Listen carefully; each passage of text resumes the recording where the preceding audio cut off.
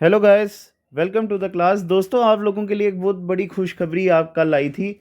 जो भी हमारे यहाँ पर जम्मू एंड कश्मीर पुलिस में कांस्टेबल की सर्विस में सर्व करना चाहते हैं जम्मू एंड कश्मीर को, उनके लिए कल जेकेएसएसबी ने पोस्ट ओपन कर दी हैं। तो पोस्ट आपको पता है कितनी वैकेंसीज हैं, कब एग्ज़ाम होने वाला है। अभी वैसे उसकी टेंटेटिव डेट कोई नहीं आई है, अभी खाली फॉर्म की नोटिफिकेशन आई है। तो चलिए इस टॉपिक के ऊपर आते हैं। देखिए, आपका अगर सपना है जेकेपी कांस्टेबल को क्रैक करना, तो मैं आपकी पूरी तरह से मदद करूंगा। हमारा चैनल आपको फ्री लेक्चर्स, जी हाँ, मैं फिर से कह रहा हूँ, फ्री लेक्चर्स सारे के सारे डिलीवर करने वाले हैं। फिलहाल अभी हमारा जो है जनरल स्टडीज़ से शुरू होने वाला है। मैथ्स और बाकी सब्जेक्ट्स के ऊपर आपका जो है काम चल रहा है। तो जल्दी उनकी भी क्लासेस आपके लिए लाई जाएंगी। तो फिलहाल आपका जो है आज आपकी क्लास नंबर 1 होगी इंडियन, जो है आपकी जीके की, आप कह सकते हो। जो जीके का अभी सिलेबस मेंशन होने वाला है वहाँ पर। तो आपका जो सबसे पहला टॉपिक आता है वो आता है history in the making of constitution. देखिए, बड़े सब्जेक्ट्स हैं, आपने हिस्ट्री करनी है, उसमें पॉलिटी करनी है। और मैं 100% आपको गारंटी देता हूँ, जो जो पढ़ाया जाएगा उसी में से एग्ज़ाम में आएगा। मेरे बड़े स्टूडेंट्स अभी जेकेपीएसआई या कांस्टेबल में सर्विस दे रहे हैं। तो हाँ, मैं पूरी तरह से श्योरिटी नहीं देता हूँ, गारंटी नहीं देता हूँ, पर मैं इतना ज़रूर कहता हूँ, मेरा पढ़ाया हुआ कहीं ना कहीं आपको कोई ना कोई बेनिफिट दे के ज़रूर जाएगा। तो जैसा कि आपको बताया, फ्री क्लासेस आपकी अब से रोज़ हुआ करेगी। आपको फ़िलहाल अभी जनरल स्टडीज़ में इंडियन कॉन्स्टिट्यूशन के ऊपर क्लासेस डिलीवर करने जा रहा हूँ मैं। और आपका आज का जो सबसे पहला टॉपिक आता है, जो एग्ज़ाम में पूछा ही जाएगा, वो आता है history in the making of the constitution. देखिए, आपको पता है हमारा जो इंडियन कॉन्स्टिट्यूशन है वो हमारे देश का क्या है, सुप्रीम लॉ है। ठीक है, साथ साथ इसको नोट भी करते जाइए। इंडियन कॉन्स्टिट्यूशन हमारे देश का सुप्रीम लॉ है। और हमारे जितने रूल्स एंड प्रोसीजर्स हैं वो हमारे इंडियन कॉन्स्टिट्यूशन में ही सारे के सारे लिखे हुए हैं। ये हमारा भारतीय संविधान ही है जिसने प्रेसिडेंट ऑफ इंडिया, प्रेसिडेंट हो गए या हमारे क्या कहते हैं पीएम हो गए, ये सबको जो है पावर्स दी हुई हैं। ठीक है। तो चलिए, क्वेश्चन आता है कि कैसे हमारा इंडियन कॉन्स्टिट्यूशन बना, तो उसी के ऊपर आज का जो है आपका लेक्चर्स है। इसके बाहर से कुछ नहीं आएगा। इस क्लास के बाद मैं श्योरली आपको कह सकता हूँ, जो आपका history in the making of constitution है वो आपका 100% पूरा हो जाएगा। देखिए, एक चीज़ याद रखना। सबसे पहली बात, हमारा जो इंडियन कॉन्स्टिट्यूशन है ना, इतनी आसानी से नहीं बना है। 1946 में क्या होता है हमारे इंडिया में, ब्रिटेन क्या करता है, एक कैबिनेट मिशन प्लान करता है। ठीक है, ब्रिटिश क्या करते हैं, एक कैबिनेट मिशन प्लान भेजते हैं। ठीक है, कैबिनेट मिशन प्लान का क्या काम था, हमारे यहाँ कर जितने भी इंडियन लीडर्स थे उनको बुलाया गया। देखिए, कौन सा मैंने यहाँ पर ईयर लिखा हुआ है, वो लिखा हुआ है 1946। और आपको पता होगा हमारे यहाँ पर 1939 से 1945 तक क्या रहा है, सेकेंड वर्ल्ड वॉर रही है। एक्चुअली क्या हुआ था, ब्रिटेन ने फर्स्ट सेकेंड वर्ल्ड वॉर में भी पार्ट लिया था और उनको कुछ जो है इकोनॉमिकली, और दूसरा अगर देखा जाए in the form of man power जो है बड़ा ज़्यादा नुकसान हुआ था। इंग्लैंड फाइनेंशियल क्राइसिस में आ गया हुआ था, तभी उनके लिए इंडिया को सस्टेन करना बड़ा ज़्यादा मुश्किल हो रहा था। और ऊपर से आपको पता है हमारे इंडिया में उस समय आईएनए, जो इंडियन नेशनल आर्मी जो सुभाष चंद्र बोस जी की थी, या रॉयल इंडियन नेवी म्यूटिनी हुई थी हमारे यहाँ पर। ठीक है। तो ये कुछ हमारे यहाँ पर इवेंट्स हुए थे जिसकी वजह से ब्रिटिशर्स को पता चल गया था कि इंडिया को अब जो है होल्ड करना या सस्टेन करना बड़ा ज़्यादा उनके लिए मुश्किल हो गया हुआ है। तब उन्होंने डिसाइड किया कि इंडिया को क्या किया जाए, आज़ाद किया जाए। ठीक है, तभी उन्होंने क्या किया, हमारे इंडिया में कैबिनेट मिशन प्लान भेजा। अब बात करते हैं इस कैबिनेट मिशन प्लान के मेंबर्स कौन थे। ठीक है, क्या सबसे पहले आपसे ये क्वेश्चन पूछा जाएगा, हमारे इंडिया में कॉन्स्टिट्यूशन किसके बेसिस पे बना, वो बना कैबिनेट मिशन प्लान के। इस कैबिनेट मिशन प्लान के मेंबर्स थे 3। ठीक है, सबसे पहले आते हैं स्टैफर्ड क्रिप्स। ठीक है, सबसे पहले आएंगे स्टैफर्ड क्रिप्स। दूसरे आते हैं जो इसके मेंबर थे वो थे एवी अलेक्जेंडर। ठीक है, क्या आएंगे, एवी अलेक्जेंडर आते हैं। और थर्ड जो आते हैं इसके मेंबर आते हैं वो आते हैं पैथिक लॉरेंस। ठीक है, ये 3 मेंबर्स थे। इन्होंने क्या किया, हमारे इंडिया के जितने मेंबर्स थे इन सबको बुलाया, इंडिया के जितने लीडर्स थे इनको बुलाया और एक प्रस्ताव उनके सामने रखा। बताया गया कि आपको भाई क्या किया जा रहा है, आज़ाद कर दिया जा रहा है। तो हमारी लड़ाई ही आज़ादी के लिए थी। सारे खुश हो गए, पर इन्होंने एक शर्त ये रखी कि भाई आपको आज़ाद ऐसे नहीं किया जाएगा। कंडीशन ये होगी कि आपको क्या करना पड़ेगा, अपना संविधान खुद बनाना पड़ेगा। तो हमारे जितने लीडर्स थे, जैसे पंडित जवाहरलाल नेहरू ये कह लो या कोई भी कह लो, इन्होंने बोला भाई कोई बात नहीं, हम कॉन्स्टिट्यूशन बनाने के लिए तैयार है, हमें क्या प्रॉब्लम है उसमें।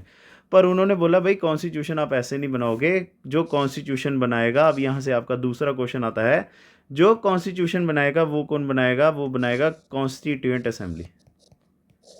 ठीक है, कौन बनाएगा? कॉन्स्टिट्यूएंट असेंबली क्या करेगी? कॉन्स्टिट्यूशन बनाएगी। और ये कॉन्स्टिट्यूएंट असेंबली जो है कैसे चुनी जाएगी? ये चुनी जाएगी on the basis of elections. ठीक है, तो बोलते कोई बात नहीं भाई, इलेक्शन करवा लेते हैं। तभी क्या हुआ, हमारे इंडिया का इन्होंने इलेक्शंस के लिए प्लान रखा और टोटल हमारे देश में कितनी सीटें उस समय रखी? 389 सीट्स। ठीक है, तो इन्होंने बोला कोई बात नहीं यार, अगर इलेक्शन करवाने करवाते हैं फिर। तो पूरे देश को उस समय रिवाइज किया गया, पूरी जनगणना वगैरह हुई और हमारे देश की उस समय कितनी सीटें रखी गई? 389 सीट्स रखी गई। अब इसका ना हमने थोड़ा सा बंटवारा करना है, ये चीज़ आपने याद रखनी है। 93 जो सीट्स थी ना, ठीक है, 93 जो सीट्स थी वो किन के लिए थी? वो आती है प्रिंसली स्टेट्स वालों के लिए। ठीक है, प्रिंसली स्टेट्स वाले वो हो गए जो हमारे देश में वहाँ पर अभी भी ब्रिटिशर्स के टाइम पीरियड पे भी राजाओं का राज था, मतलब वो एक तरह की ब्रिटिशर्स के द्वारा गुलाम नहीं थी। ठीक है, 389 में से 93 सीट्स आ गई हमारी प्रिंसली स्टेट्स के लिए और 296 जो सीट्स थी वो कौन सी आती है? हमारी ब्रिटिश इंडिया की। ठीक है, यहाँ तक समझ आ गई आपको? और एक और चीज़ मैं बता दूं आपको, ये 296 सीट्स में से 4 सीटें जो हैं और हमने तोड़नी है। ये 4 सीटें किन के लिए थी? ये आती हैं हमारी चीफ कमिश्नर प्रोविंसेस। ठीक है, कौन सी आई? ये चीफ कमिश्नर प्रोविंसेस। तो ये चीफ कमिश्नर प्रोविंसेस आप कह सकते हो वो एरियाज, जैसे आज के टाइम पे आप इनको रिलेट कर सकते हो किन के साथ? हमारी यूटीज़ के साथ। मतलब यहाँ पर डायरेक्टली कंट्रोल किसका होता था? सेंटर का होता था, पर इन्होंने एक तरह का एडमिनिस्ट्रेटिव ऑफिसर जिसको चीफ कमिश्नर कहा जाता था वो रखा होता था। अब ये चीफ कमिश्नर प्रोविंसेस की बात की जाए, ये कौन कौन से एरियाज आते हैं? ये आता है दिल्ली, ठीक है, दूसरा आता है अजमेर, ठीक है, तीसरा आता है कुर्ग और फोर्थ आता है हमारा बलूचिस्तान। ठीक है, जब इलेक्शंस हुए फिर इलेक्शंस की अब बात करते हैं रिजल्ट्स के बारे में, क्योंकि इनका काम ही इलेक्शंस का क्या था? रिजल्ट करवाना।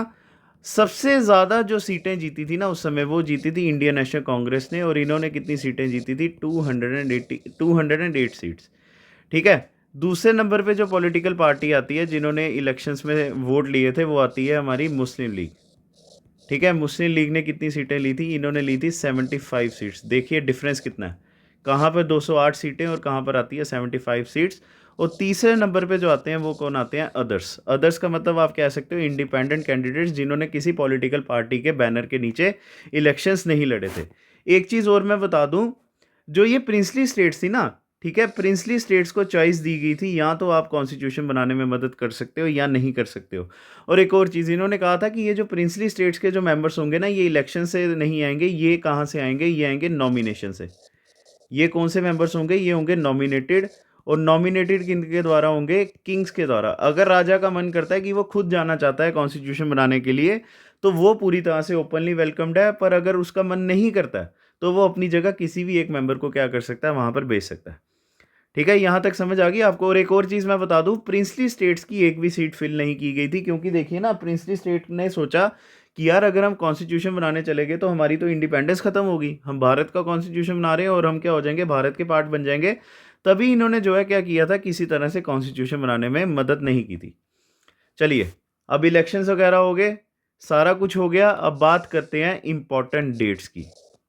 ठीक है, अब हमने क्या करना है? इंपॉर्टेंट डेट्स की बात करनी है। इंपॉर्टेंट डेट्स इसलिए क्योंकि देखो ना, इलेक्शन तो हो गए और बोला क्या गया था? बोला गया था कि जैसे ही इलेक्शंस होंगे तो आपके जो मेंबर्स चुने जाएंगे, अब वो आएंगे, क्या करेंगे? कॉन्स्टिट्यूंट असेंबली के मेंबर्स बनेंगे और वो कॉन्स्टिट्यूंट असेंबली क्या करेगी? हमारे कॉन्स्टिट्यूशन बनाने में मदद करेगी। ठीक है, तो अब वही हम करेंगे, हमारा important dates related to the constituent assembly. सबसे पहली जो डेट आती है वो आती है 9 दिसंबर 1946। और एक और चीज़ मैं बता दूं, ये जो इलेक्शंस हुए थे कॉन्स्टिट्यूंट असेंबली के, ये हुए थे जुलाई अगस्त में। तो जो कॉन्स्टिट्यूंट असेंबली बनी थी वो बनी थी दिसंबर के महीने। 9 दिसंबर को क्या होता है? It was the first meeting. ठीक है, ये क्या थी? हमारे कॉन्स्टिट्यूंट असेंबली की सबसे पहली मीटिंग थी। और एक और चीज़, इस दिन इनको डिसाइड, इनको समझ नहीं आई कि क्या करना चाहिए क्या नहीं करना चाहिए, और ऐसे भी पहला दिन था तो इन्होंने क्या किया उस दिन ना, एक टेम्पररी चेयरमैन बनाए उसके। ठीक है, क्या किया? टेम्पररी चेयरमैन बनाए कॉन्स्टिट्यूंट असेंबली के, और इन टेम्पररी चेयरमैन का नाम क्या था? एसएन सिन्हा। या मैं यहाँ पर लिख सकता हूँ सचिंद्र नाथ सिन्हा। इन्होंने क्या किया यार, समझ आई नहीं, इन्होंने बोला कि यार एक काम करते हैं, एक टेम्पररी चेयरमैन तो बनाते हैं, जिसको क्या कहा जाता है, एस.एन. सिन्हा भी कहा जाता है। तो इस एस.एन. सिन्हा ने क्या किया, वहाँ पे प्रेसिडेंटशिप संभाली कुछ दिनों के लिए, ठीक है। 2 दिन के बाद जो आता है 11 दिसंबर, और इन्होंने क्या किया, 11 दिसंबर 1946 को इलेक्शंस करवाए प्रेसिडेंट के लिए, या आप चेयरमैन और डेप्यूटी चेयरमैन कह सकते हैं, या प्रेसिडेंट या वाइस प्रेसिडेंट कह सकते हैं। और डॉक्टर राजेंद्र प्रसाद, ठीक है, क्या नाम मैं लिख रहा हूँ, डॉक्टर राजेंद्र प्रसाद, जी हाँ, डॉक्टर राजेंद्र प्रसाद के बारे में आप जानते हैं, ये वही हैं जो हमारे देश के पहले राष्ट्रपति भी बने थे। डॉक्टर राजेंद्र प्रसाद क्या बने, प्रेसिडेंट बने, ठीक है। इनको इलेक्शंस के थ्रू क्या किया गया, प्रेसिडेंट बनाया गया। और जो हमारे वाइस प्रेसिडेंट थे ना, वो बने 2, ठीक है। एक आते हैं हमारे वी.टी. कृष्णमाचारी, ठीक है। एक कौन आते हैं, एक आते हैं हमारे वी.टी. कृष्णमाचारी, और दूसरे हमारे कौन से आते हैं, प्रोफेसर एच.सी. मुखर्जी, ठीक है। हाँ, ये बात सच है कि हमारा जो कॉन्स्टिट्यूंट असेंबली था, इसका प्रेसिडेंट तो एक था, पर जो इसके वाइस प्रेसिडेंट थे वो थे 2। एक आते हैं हमारे प्रोफेसर वी.टी. कृष्णमाचारी, और दूसरे कौन से आते हैं, प्रोफेसर एच.सी. मुखर्जी। और ये हमारे प्रेसिडेंट कौन आते हैं, भारत के पहले प्रधानमंत्री राष्ट्रपति, जिनका नाम था डॉक्टर राजेंद्र प्रसाद। फिर आती है डेट हमारी 13 दिसंबर 1946, ठीक है। एक्चुअली 13 दिसंबर को पता है क्या होता है, पंडित जवाहरलाल नेहरू जो थे, एक्चुअली क्या था, देखो यार, इन्होंने ना क्लियर कट लोगों से पूछा कि भाई बताइए कॉन्स्टिट्यूशन होता क्या। कई लोग जवाब दे पाए, ठीक है, कई लोग नहीं दे पाए, ठीक है। तो इन्होंने यार इन सबको बोला कि यार हमें क्या करना चाहिए, कॉन्स्टिट्यूशन तो हमने बनाना है, ठीक है। पर आप ये मत सोच के बनाइए कॉन्स्टिट्यूशन की क्या हो कि इससे हमारा आज़ादी हमें जल्दी मिले। कॉन्स्टिट्यूशन से हमारे देश की नींव रखी जाएगी, है ना। तो मैं ना आपको कुछ चीज़ें लिख के दे रहा हूँ, ठीक है, कुछ चीज़ें लिख के दे रहा हूँ कि जैसे हमारे कॉन्स्टिट्यूशन में फंडामेंटल राइट्स होने चाहिए, ठीक है, या हमारे कॉन्स्टिट्यूशन में directive principle of state policy होनी चाहिए, या हमारे कॉन्स्टिट्यूशन में सोशलिज्म होना चाहिए, या हमारे कॉन्स्टिट्यूशन ऐसा होना चाहिए जिसमें उसकी सेक्युलरिज्म दिखे। तो मैं आपको कुछ चीज़ें लिख के दे रहा हूँ। अगर आपको लगता है कि भाई मैंने सही चीज़ें बताई लिखी हैं तो आप इसको एक्सेप्ट कीजिए, नहीं तो आप इसको क्या कर दीजिए, कैंसिल कर दीजिए, ठीक है। इन्होंने अपना एक प्रस्ताव रखा जिसको कहा जाता है ऑब्जेक्टिव रेजोल्यूशन, ठीक है। अब ये जो ऑब्जेक्टिव रेजोल्यूशन है ना, ठीक है, ये जो ऑब्जेक्टिव रेजोल्यूशन थे, ये एक्सेप्टेड कब हुए, ये असेंबली ने कब एक्सेप्ट किए, ये इन्होंने एक्सेप्ट किए ऑन 22 जैन 1947। तो कॉन्स्टिट्यूंट असेंबली को भी लगता है कि भाई इनकी बात बिल्कुल सही है, हमें क्या करना चाहिए, इसको एक्सेप्ट करना चाहिए। अब इसके आगे की डेट आती है हमारी 22 जुलाई 1947। जी हाँ, ये वही दिन है जब हमारा नेशनल फ्लैग, ठीक है, नेशनल फ्लैग हमारा जो है क्या किया गया था, अडॉप्ट किया गया था। आपको पता है नेशनल फ्लैग हमारा कौन सा है, वो है हमारा तिरंगा, जो कि इन्होंने बनाया था, बंगाली वेंकैया ने बनाया था। और ये नेशनल फ्लैग हमारा 22 जुलाई 1947 को क्या हुआ था, एक्सेप्ट हुआ था। इसके आगे डेट आती है 29 अगस्त 1947। कॉन्स्टिट्यूशन का सबसे इंपॉर्टेंट नाम वो आते हैं डॉक्टर B.R. अम्बेडकर। हर कोई इनके बारे में जानता है, ठीक है। Doctor B.R. अम्बेडकर जो हैं क्या चुने गए थे, वॉज अपॉइंटेड, ठीक है, doctor B.R. Ambedkar was appointed as chairman of, ठीक है, chairman of constituent assembly. Actually जो सबसे ज़रूरी जो पार्ट था कॉन्स्टिट्यूएंट असेंबली का, या आप कह सकते हो सबसे ज़रूरी कमेटी, ठीक है, वो कमेटी जिसने पूरा का पूरा जो है कॉन्स्टिट्यूशन बनाया है, वो कौन सी कमेटी थी, हमारी सॉरी कॉन्स्टिट्यूएंट असेंबली आना था, यहाँ पे मैंने गलत लिख दिया। He was appointed as the chairman of the drafting committee. हाँ, जैसा कि मैं आपको बता रहा था, जो हमारा इंडियन कॉन्स्टिट्यूशन को बनाने के लिए जो है कि इन्होंने बनाया हुआ है, कॉन्स्टिट्यूएंट असेंबली ने बनाया हुआ है। पर कॉन्स्टिट्यूएंट असेंबली की जो सबसे इंपॉर्टेंट कमेटी थी ना, वो थी ड्राफ्टिंग कमेटी। इन्होंने क्या किया हुआ है, पूरे के पूरे कॉन्स्टिट्यूशन को लिखा हुआ है, ठीक है। और B.R. अम्बेडकर क्या चुने गए थे, इसके प्रेसिडेंट चुने गए थे। अब इसके आगे कुछ और डेट्स आती हैं, 2 डेट्स आती हैं, बड़ी इंपॉर्टेंट डेट्स आती है। पर मैं इसके पहले ना आपको एक फैक्ट बता दूं, ठीक है, एक फैक्ट बता दूं आपको। हमारा जो इंडियन कॉन्स्टिट्यूशन है ना, ठीक है, जो हमारा इंडियन कॉन्स्टिट्यूशन है, इसको बनने में कितना टाइम लगा है, इसको टाइम लगा हुआ है 2 साल 11 महीने और 18 दिन, ठीक है। अगर आप वहाँ पर क्या लिखोगे 2 साल 11 महीने, अगर 19 दिन या 20 दिन भी लिख के आओगे ना, वो आपका गलत हो जाएगा। हमारा जो कॉन्स्टिट्यूशन है, इसको पूरी तरह से बनने में 2 साल 11 महीने 18 दिन लगे हैं, ठीक है। और इसका 2 साल 11 महीने 18 दिन का जो सबसे पहला दिन था वो था 11 दिसंबर। अब हमारा जो कॉन्स्टिट्यूशन है, कॉन्स्टिट्यूशन बन के कब तैयार होता है, वो होता है 26 नवंबर 1949 को, जिसको हम क्या कहते हैं, कॉन्स्टिट्यूशन डे कहते हैं, क्योंकि इस दिन हमारा क्या हुआ है, कॉन्स्टिट्यूशन बना हुआ है। एक्चुअली क्या होता है, हमारा कॉन्स्टिट्यूशन ना 26 नवंबर 1949 को बनता है, पर हम क्या करते हैं, इसको ना 26 जनवरी को लागू करते हैं। ठीक है, 26 जनवरी को हम क्या करते हैं, लागू करते हैं, जिसको क्या कहा जाता है, रिपब्लिक डे कहा जाता है।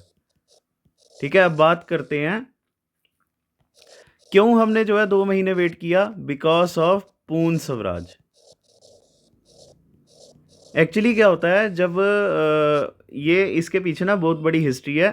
देखिए 26 नवंबर को हमारा बन गया, और हमारी इतने पुराने सालों की जो है एक सपना था कॉन्स्टिट्यूशन बना के आज़ादी लेना, तो वो हमने 2 महीने क्यों वेट किया। एक्चुअली क्या होता है, जब पंडित जवाहरलाल नेहरू ना 1929 में 1929 में क्या होता है, जब पहली बार कांग्रेस के प्रेसिडेंट बनते हैं ना, तब उन्होंने पूर्ण स्वराज डिक्लेयर किया था। और वो दिन कौन सा था, 26 जनवरी 1929 और 1930 था। इन्होंने बोला कि जब तक हम आज़ादी नहीं ना ले लेंगे, हम अंग्रेज़ों से डर के नहीं रहेंगे। अंग्रेज़ों से अब हमारा मकसद क्या होगा, पूर्ण स्वराज या कंप्लीट इंडिपेंडेंस, और कांग्रेस हमेशा क्या करेगी, लड़ाई लड़ेगी इसके लिए। और एक और चीज़, इन्होंने बोला कि हम ये दिन भूल ना जाएँ, मतलब 1 साल सेलिब्रेट किया, अगले साल हम इसको भूल जाएँ, तो हम क्या करेंगे, 26 जनवरी को ना हमेशा इंडिपेंडेंस डे के रूप में क्या करेंगे, मनाएँगे। ठीक है, तभी क्या होगा, एक तरह का ये हमारे लिए एक काली याद बन के रह जाएगा कि भाई हमने इंडिपेंडेंस तो अभी तक ली नहीं है, तो हम अभी भी इसको मना रहे हैं, तो हम क्या करेंगे, और जो है रिग्रेसिवली होके इसको जो है क्या करेंगे, अचीव करेंगे। तभी हमने 2 महीने। और एक चीज़ मैं आपको बता दूं, 1930 से लेकर 1947 तक हमारे देश में अनऑफिशियली इंडिपेंडेंस डे कांग्रेस ने मनाया हुआ है। तभी इन्होंने बोला यार हमें 15 अगस्त को तो आज़ादी मिल गई, पर ये जो 26 जनवरी था ये अपनी जो है क्या इम्पोर्टेंस खो गया। तभी इन्होंने डिसाइड किया था कि हम 26 जनवरी को क्या करेंगे, कॉन्स्टिट्यूशन को पूरे देश में लागू करेंगे, जिसको बाद में क्या कहा गया, रिपब्लिक डे कहा गया। ठीक है, इसके बीच में एक और डेट आती है, वो आती है 24 जैन 1950।